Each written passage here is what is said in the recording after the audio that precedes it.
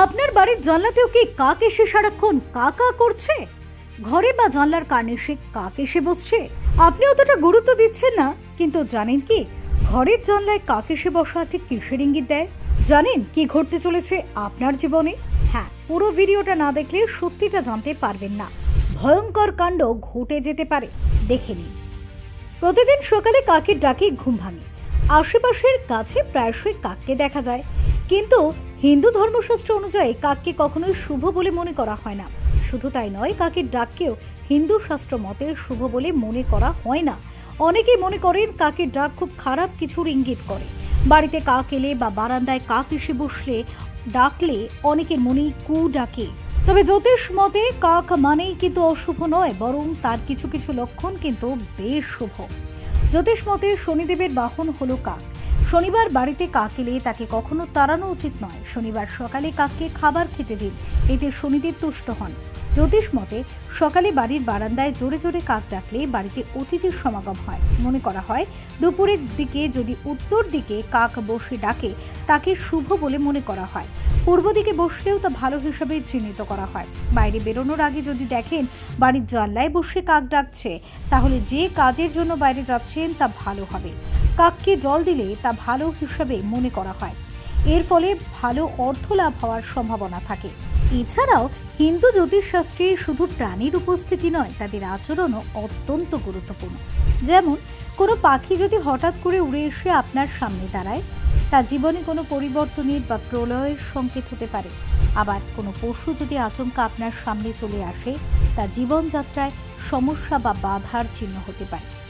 বিশেষভাবে কোনো প্রাণী বা পাখি যদি অবিচলিতভাবে একই স্থানে বসে থাকে বা কোনো বিশেষ আচরণ করতে থাকে, তখন তা এমন সংকেত হিসেবে গৃহীত হয় যা আপনাকে প্রস্তুত থাকতে বা আপনার পরিস্থিতি বা বর্তমান পরিস্থিতি পুনর্মূল্যায়ন করতে প্রেরণা দেয়। এছাড়া অনেক সময় প্রাণী বা পাখির আচরণ ভবিষ্যতের প্রাধান্য বা উন্নতির দিকে একটি দিক নির্দেশ করতে পারে। প্রসঙ্গত উল্লেখ্য, হিন্দু জ্যোতিষশাস্ত্র বা বৈদিক জ্যোতিষ হল এক প্রাচীন ভারতের বিজ্ঞান, যা মানুষের জীবন ও ঘটনাবলীর ভবিষ্যৎ নির্ধারণের জন্য আকাশগঙ্গার গ্রহ নক্ষত্র এবং তাদের অবস্থান বিশ্লেষণ করে। এই শাস্ত্রের মূল ভিত্তি হল বিশ্বাস যে পৃথিবীতে মানুষের জীবনে ঘটে যাওয়া ঘটনা ও আচরণ আকাশের বিভিন্ন অবস্থানের সাথে সম্পর্কিত। এটি একটি অতি পুরনো শাস্ত্র, যা হাজার হাজার বছর আগে ভারতীয় পুরাণ ও ধর্মীয় গ্রন্থগুলিতে সন্নিবেশিত হয়েছিল এবং আজও এটি পৃথিবী জুড়ে বহু মানুষের জীবনধারা ও দৃষ্টিভঙ্গিতে প্রভাব ফেলে। হিন্দু জ্যোতিষশাস্ত্রের উৎপত্তি বেদ গ্রন্থের মধ্যে। বেদের মধ্যেই জ্যোতিষশাস্ত্রকে একটি ভিন্ন শাখা হিসেবে গণ্য করা হয়। ঋগ্বেদ, সামবেদ, যজুর্বেদ এবং অথর্ববেদে বিভিন্ন গ্রহ, নক্ষত্র, তিথি এবং রাশির আলোচনা পাওয়া যায়। এই শাস্ত্রের একটি মৌলিক উদ্দেশ্য হল মানুষকে তার জীবনের ভবিষ্যৎ সম্পর্কে ধারণা দেওয়া এবং সেই অনুযায়ী জীবন ধারণের পথ নির্দেশ করা। এটি বিজ্ঞান এবং ধর্মের সংমিশ্রণ হিসেবে বিবেচিত হয়, যেখানে আধ্যাত্মিক বিশ্বাসের পাশাপাশি গণনা ও পর্যবেক্ষণের গুরুত্ব রয়েছে। হিন্দু জ্যোতিষশাস্ত্র অনুযায়ী 12টি রাশি বা জ্যোতির্বিজ্ঞানীয় চিহ্ন রয়েছে, যা মানুষের জন্মের সময় একে অপরের প্রতি নির্দিষ্ট অবস্থানে থাকে। এগুলির প্রতিটি রাশি একটি বিশেষ গুণ এবং প্রকৃতির প্রকাশ করে এবং প্রতিটি রাশির জন্য গ্রহগুলিরও একটি প্রভাব রয়েছে।